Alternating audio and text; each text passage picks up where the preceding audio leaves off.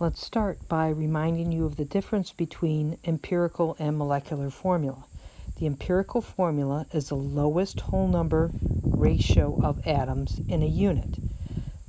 The molecular formula is the actual number of atoms in a unit. So if we look at these compounds, they all have the same empirical formula, but they have different formula weights, different properties. And if we look closely, we can see that each of these has a certain number of empirical units in one molecule. So formaldehyde has one empirical unit. If we take the empirical unit and multiply by 2, we get the formula of acetic acid. Lactic acid is 3 empirical units, and so on.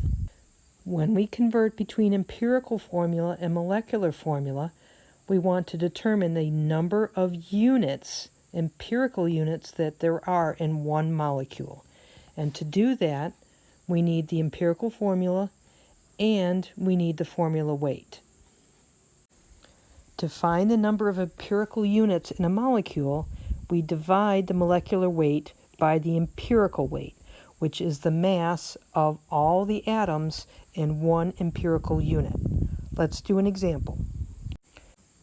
We're told that the empirical formula of our given compound is C2H0, and we're also given its formula weight.